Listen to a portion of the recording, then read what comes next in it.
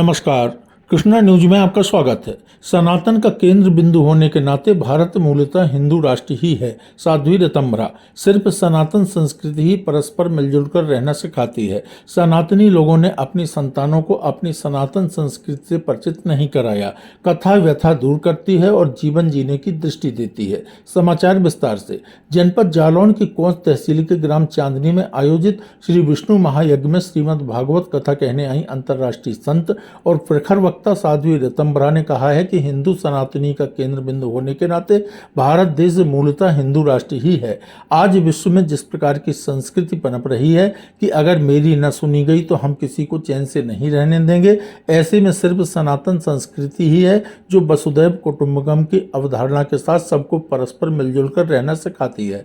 उन्होंने कहा कि भारत की भूमि, नदियों और पहाड़ों को सनातनी ऋषि मुनियों ने गंगा, यमुना, कावेरी, गोदावरी, हिमालय आदि नाम दिए हैं। यह बात उन्होंने विधायक मूलचंद निरंजन के आवास पर पत्रकारों से बातचीत करते हुए बाबा बागेश्वर के भारत को हिंदू राष्ट्र बनाने के वक्तव्य के परिप्रेक्ष्य में कही।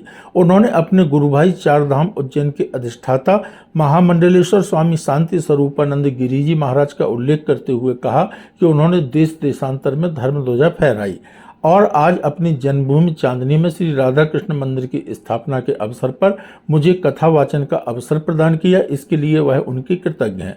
उन्होंने कहा कि बुंदेलखंड क्षेत्र का परिभ्रमण करने का अवसर उन्हें पूर्व में भी अपने गुरुदेव के सानिध्य में रहकर प्राप्त हो चुका है और आज पुनः इस धरा का दर्शन करने का सौभाग्य मिला है। उन्होंने कहा, आज के परिप्रेक्ष्य में कहा जा सकता है कि सनातनी लोगों से निश्चित रूप से एक चूक हुई है कि उन्होंने अपनी संतानों को अपनी सनातन संस्कृति से परिचित नहीं कराया। सोशल मीडिया के माध्यम से ऐसी राजनीतिक विस्तारवाद की विचारधाराएं कि हमें ना माना गया तो आपको जीने का अधिकार नहीं है, ऐसी संकीर्ण सोच अगर पूरे संसार को भयभीत कर रही है तो ऐसे में केवल सनातन ही है जो संसार के न केवल व्यक्तियों बल्कि पशु पक्षियों को निर्भय करेगी।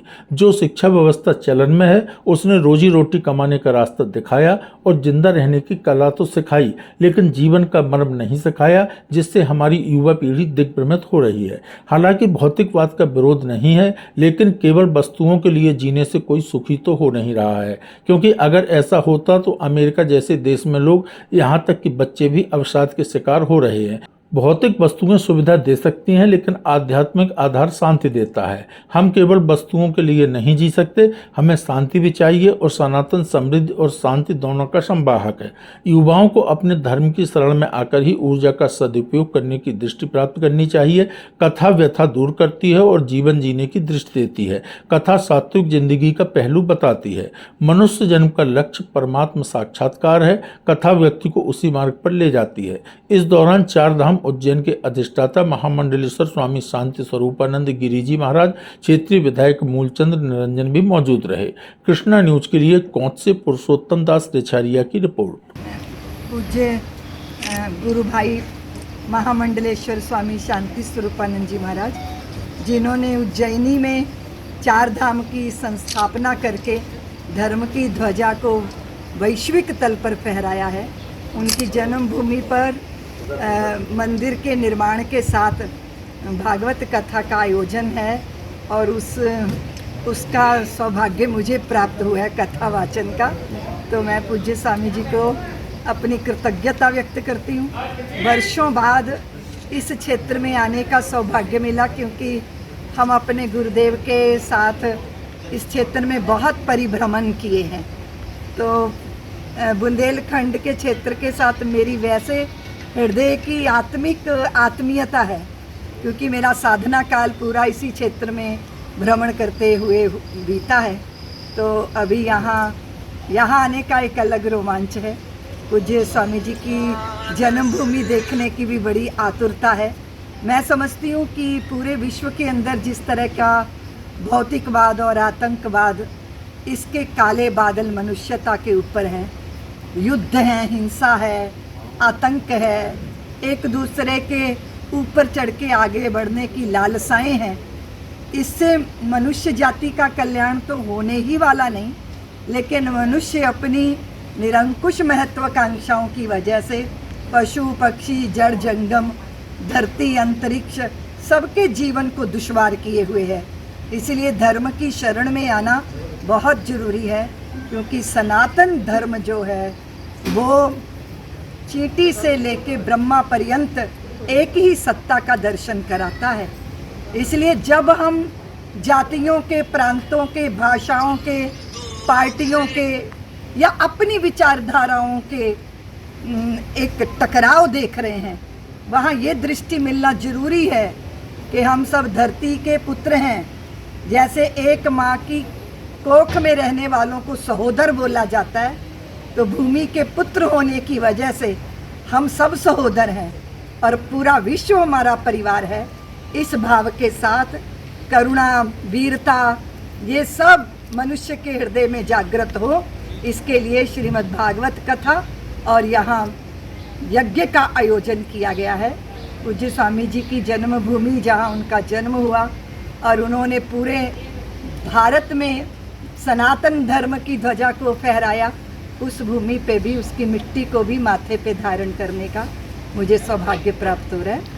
बस यही मुझे सनातन की बात कही तो अभी आजकल चल रहा है कि भारत को हिंदू राष्ट्र होना चाहिए, तो इस मामले में आप क्या सोचती हैं? मैं सोचती हूँ कि भारत हिंदू राष्ट्र ही है, क्योंकि हिंदू सनातनी भारत का केंद्र बिंदु हैं। भारत की नदियों को, भारत के पहाड़ों को, भारत की भूमि को नाम दिया है सनातनी ऋषियों ने। इसीलिए हिमालय, गंगा, गोदावरी, कावेरी, यमुना, ये सारी नदियां का नामकरण करने वाले सनातनी ऋषि जन रहे हैं। निश्चित रूप से अभी इस काल में सनातनियों के चित्त में एक अलग तरह की बेचैनी है, व्याकुलता है, क्योंकि सबसे बड़ी हमसे चूक हुई है कि हमने अपने संतानों को अपने धर्म का परिचय नहीं कराया है।